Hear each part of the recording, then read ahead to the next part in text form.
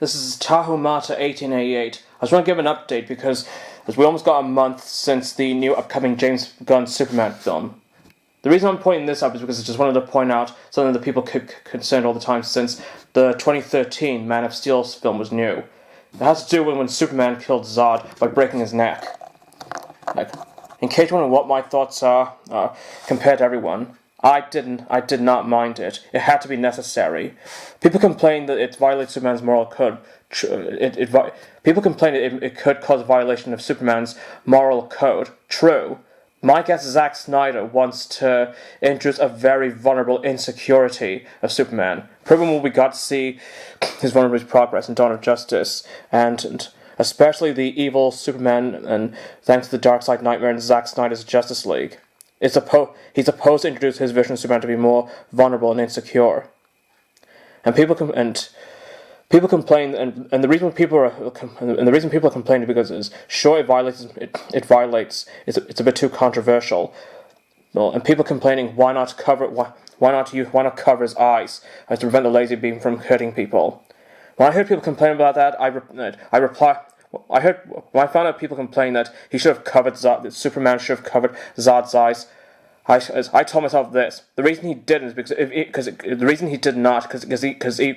reason Superman did not do that is because if he did, then he would have felt the pain of the thermal eye beams hurting his hands. Because Zod's a Kryptonian, Superman's a Kryptonian. Kryptonians hurt Kryptonians. There was that one proof of scene. If you guys watch Man of Steel over and over since 12 years ago, no, watch the Battle of Smallville between Superman and Zod's followers. When during one of the fights, one of Zod's trusted sub-commanders, Fiora All, pressed her palm on Superman's right eye, and when Superman shot his eye beams, she even felt the pain. No matter how strong her armor is, Superman's eye beams were so thermal and hot enough, she felt the heat on her right hand when she pressed Superman's palm. If Fiora felt that pain by Superman's thermal eye beams, then maybe Superman could have felt the same if he covered Zod's eyes. So there was no choice but to break it. There was no choice but to break his neck.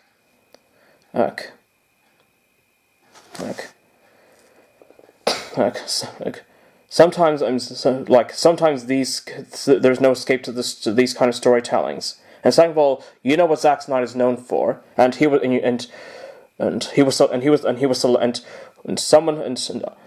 don't know who selected Zack Snyder, but his quality treatment worked.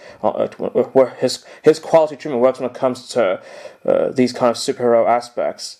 And it turns out when I saw Man of Steel, when I first saw Man of Steel 12 years ago, yeah, the quality treatment worked. I saw 300 before seeing this one, and it turns out, yep, the quality treatment worked. So anyone who complains that there were many alternatives that Superman could have stopped Zod from shooting his thermal eye beams, there was no alternative. And even if people can say, why not bang his head? Why not lift his head and bang it to the ground like this? It would have done one thing. The eye beams would have reflected burning Zod's eyes. That would have burning Zod's own eyes. That would have been a lot more gruesome than breaking his neck. Like there were no alternatives.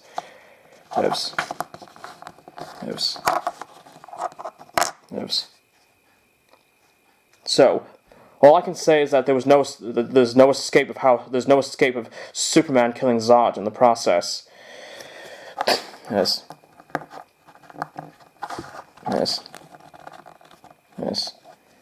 That's all I wanted to say.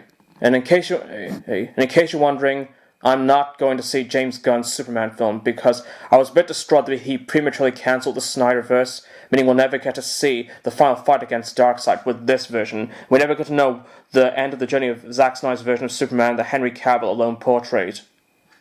So, in return for that too, I've already sold the Avengers Endgame back at CEX.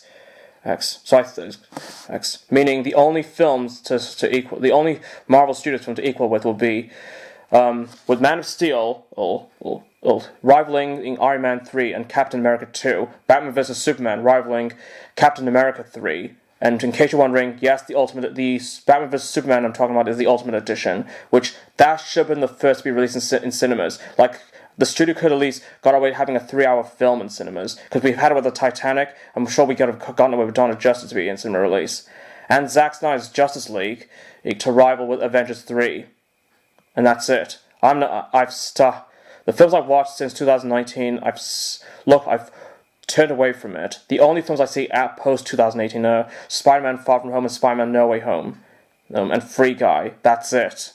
Other films, thanks to James Gunn's cause to cancel the Snyderverse, not watching those films anymore. I've sold Endgame to CEX. That's all I wanted to say. Tahumata 1888 signing out.